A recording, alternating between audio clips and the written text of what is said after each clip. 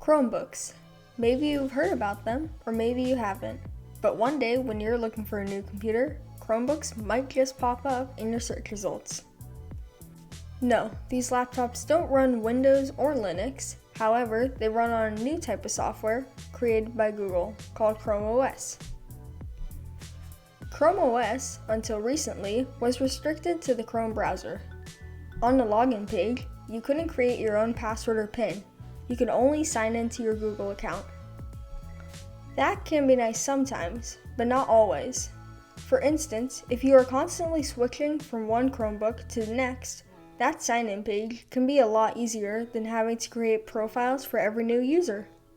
But on the flip side, if there's only one user using the computer most of the time, and you don't hand it over to another user very often, it can just be a plain hassle. It can get really annoying having to pull out your Google account password over and over again just to sign into your computer. On Windows or Mac OS computers, you can just make a password or PIN to keep your devices locked up without requiring a full email address and password every time you start it up. Once you're actually inside of the Chromebook, you are greeted with what appears to be a standard Windows or Mac interface. If you look a little bit closer though, you'll see that there isn't that much on the computer other than the notification center and the app drawer. In the notification center, all you get are online notifications. What I mean by that is that all your emails and YouTube notifications and system updates are all in that one area. The last big thing you will see on the home screen is the app drawer. That is where all of your online website shortcuts are stored. Recently though, Google made it possible to install applications from the Google Play Store onto the Chromebooks. The Play Store has tons of apps just like the Play Store on your Android phone. There are social media apps that you can use like Instagram and Snapchat, but for productivity, you can't use a full Adobe suite of apps, just the mobile versions.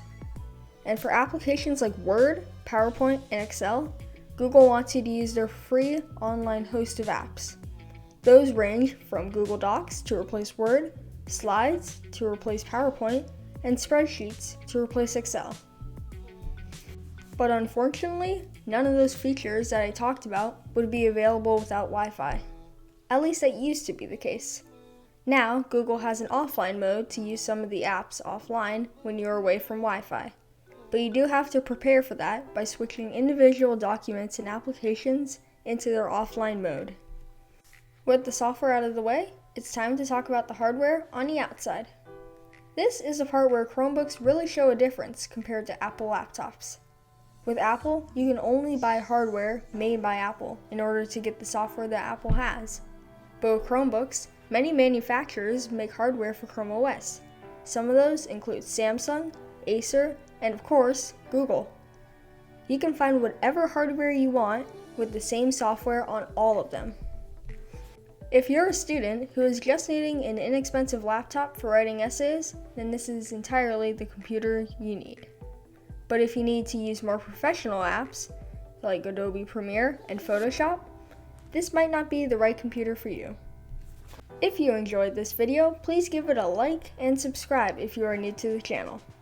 Also, please check out my other videos too, ranging from tech reviews to how the technology works. I'll see you next time on Tech Device News.